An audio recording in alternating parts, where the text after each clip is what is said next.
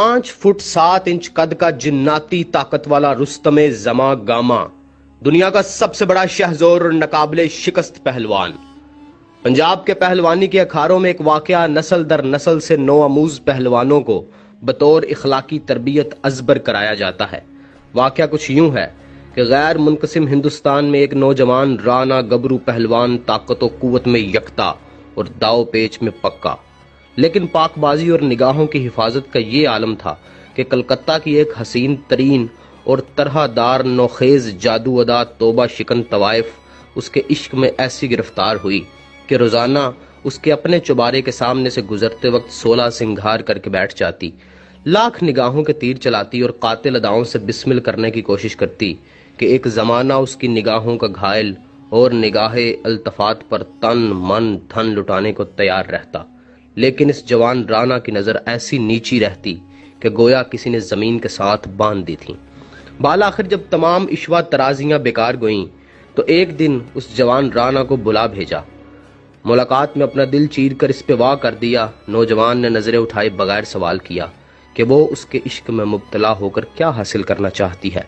तो वो बाई बोली, मेरा मन करता है कि तू मेरी जिंदगी का हम सफर बने और तुझसे मेरा ऐसा बेटा पैदा हो जो तेरी तरह ही ऐसा मर्द जवान हो कि जिसकी जवानी और रानाई बेमिसाल हो। इस पर इस नौजवान ने उसी वक्त उस बाई का हाथ पकड़कर अपने सर पर रखा और गोया हुआ कि जा माई, तेरी तमन्ना पूरी हुई, आज से मैं तेरा बेटा और तू मेरी माँ। इस पर वो बाई अपने पेशे से ऐसी तायब हुई कि बाकी जिंदगी अल्लाह की याद में गुजार दी।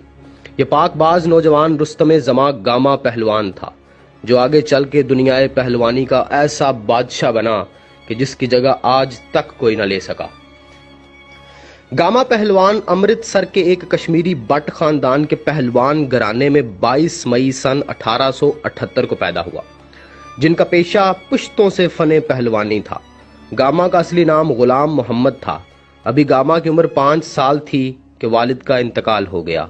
वालिद के बाद गामा की तरबियत का बेरा मोहम्मद अजीज बख्श पहलवान ने उठाया। मौजूदा मध्य प्रदेश की एक छोटी सी साबिक रियासत दातिया के महाराजा भावनी सिंह ने उन्हें अपनी सरपरस्ती में ले लिया। गामा ने सिर्फ 10 बरस की उम्र में ही एक ऐसा बड़ा मुकाबला जीता कि जिसमें उसके मद्दे मुकाबल उस वक्त के 400 बड़े पहलवान थे। हुआ यूं कि जोधपुर में एक मुकाबला रखा गया जिसमें पहलवानों को मुख्तलिफ कसरतों और वर्जिशों से अपने दम खम और ताकत के मुजाहरा करना था। इस मुकाबले में मुख्तलिफ कसरतें जैसे डंड पेलना, मकदर चलाना और दीगर कई वर्जिशें शामिल थी। मुकाबला शुरू होने के बाद रफ्ता रफ्ता पहलवान थक कर मैदान छोड़ते गए। आखिर में 400 पहलवानों में से सिर्फ 15 बाकी रह गए जो अब भी अपना दम खम दिखा रहे थे।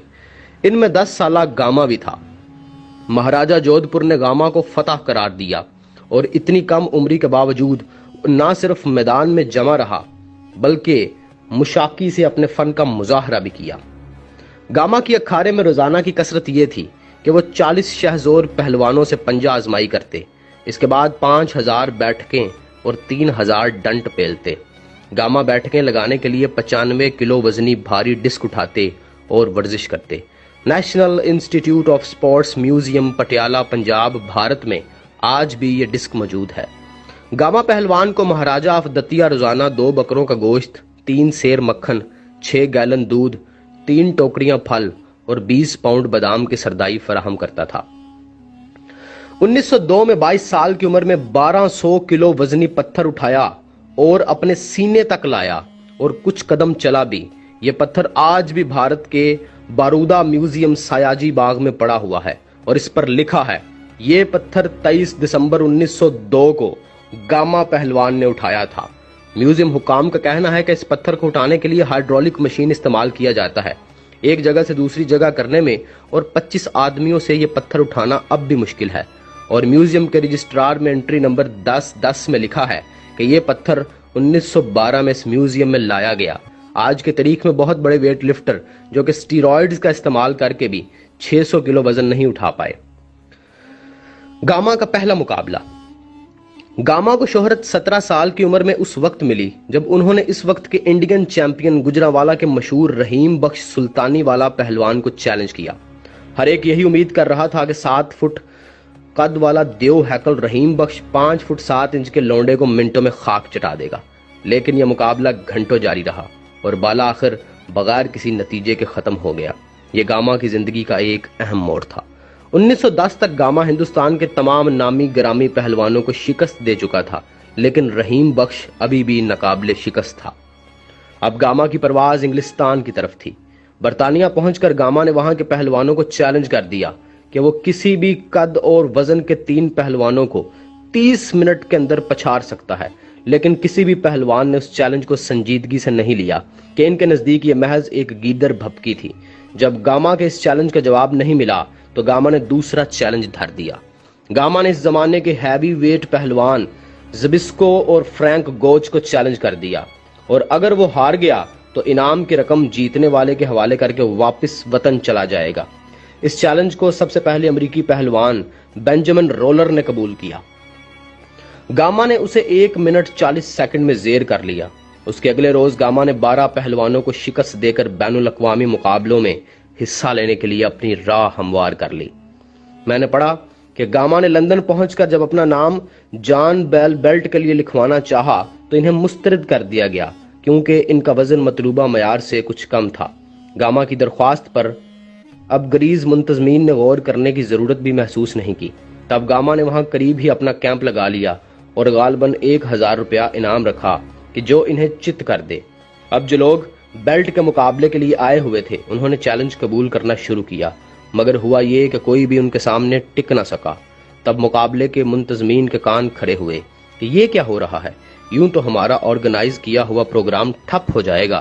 تو انہوں نے گاما کو عزت سے بلا کر مقابلے میں شامل کر لیا، جہاں سے وہ بیلٹ جیت کر آئے۔ زبسکو اس زمانے کا ورلڈ ہیوی ویٹ چیمپئن تھا۔ 10 ستمبر 1910 کو گاما اور زبسکو جان بیل ورلڈ چیمپئن شپ کے ٹائٹل کے لیے ایک دوسرے کے مد مقابل آئے۔ اس میچ کی انعامی رقم 250 پاؤنڈ اور جان بیل بیلٹ تھی۔ مقابلہ شروع ہوا تو تماشائیوں نے ایک عجیب منظر دیکھا کہ نوجوان گاما نے 1 منٹ کے اندر زبسکو کو پچھاڑ دیا۔ اس کے بعد پورے مقابلے کے دوران 2 گھنٹہ 35 منٹ تک زبسکو زمین سے نہیں اٹھا اور بیٹھے بیٹھے ہی داؤ پیچ لڑانے کی کوشش کرتا رہا۔ اس کے اس دفاعی اور بزدلانہ انداز پر تماشائی بھی سیخ پا ہو گئے۔ بہرحال یہ راؤنڈ ہار جیت کے فیصلے کے بغیر ختم ہو گیا۔ زبسکو کو دوبارہ مقابلے کا چیلنج دیا گیا، لیکن وہ دم دبا کر بھاگ نکلا اور گاما کو فاتح قرار دیا گیا۔ اپنے اس دورے کے دوران گاما نے لندن میں اس زمانے کے کئی نامی گرامی چیمپئنوں کو شکست دی۔ گاما نے سویڈن سے تعلق رکھنے والے ورلڈ چیمپئن جیسی پیٹرسن، فرانس کے مورائس ڈیریاز اور سوئٹزرلینڈ کے یورپی چیمپئن جوہان لیم کو ہرایا۔ برطانیہ میں گاما نے بنجامن رولر کو 15 منٹ میں 13 بار ہرایا، اور گاما نے میچ کے دوران ورلڈ چیمپئن کے دعوے دار، جن میں جاپانی جوڈو چیمپئن تارو میاک، ورلڈ چیمپئن فرینک گوچ اور جارج ہیکمن سمڈ کو چیلنج کیا، لیکن ان سب نے لڑنے سے انکار کر دیا۔ پھر گاما نے مزید 20 پہلوانوں کو ایک کے بعد ایک مقابلے کا کہا اور جیتنے والے کو پیسے کے انعام کا کہا، لیکن سب نے انکار کر دیا۔ سب پہلوانوں میں یہ افواہ پھیل گئی کہ یہ ہندوستانی پہلوان کوئی جادوگر ہے۔ ملکہ وکٹوریہ نے بڑے فخر سے بیان دیا کہ یہ تو ہماری ہی نو آبادی کا پہلوان ہے۔ رحیم بخش پہلوان کے ساتھ آخری مارکا۔ برطانیہ سے واپسی کے کچھ عرصے بعد گاما کا مقابلہ ایک مرتبہ پھر رحیم بخش پہلوان سے ہوا۔ یہ مقابلہ کافی دیر تک جاری رہا کہ کوئی بھی مقابل شکست تسلیم کرنے کو تیار نہ تھا۔ بالآخر طویل اور صبر آزما مقابلے کے بعد گاما کو فاتح قرار دیا گیا۔ یوں گاما نے رستم ہند کا اعزاز بھی اپنے نام کر لیا۔ بعد میں جب گاما سے پوچھا گیا کہ اس کو زندگی میں سب سے زیادہ طاقتور پہلوان کون ملا جس کو شکست دینے میں اسے دقت کا سامنا کرنا پڑا، تو گاما نے بغیر ہچکچائے رحیم بخش کا نام لیا۔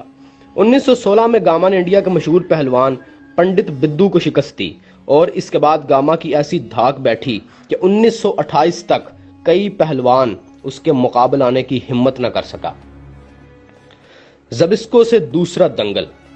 1928 میں گاما کا زبسکو سے دوسرا دنگل ہوا۔ یہ مقابلہ 10 جنوری 1928 کو پٹیالہ میں ہوا۔ اکھاڑے میں اترتے وقت زبسکو نے بڑی نحوست سے اپنے قوی اور دیو ہیکل جسم کے عضلات کی نمائش کی، جبکہ 5 فٹ 7 انچ کا گاما اس کے سامنے بہت کمزور نظر آ رہا تھا۔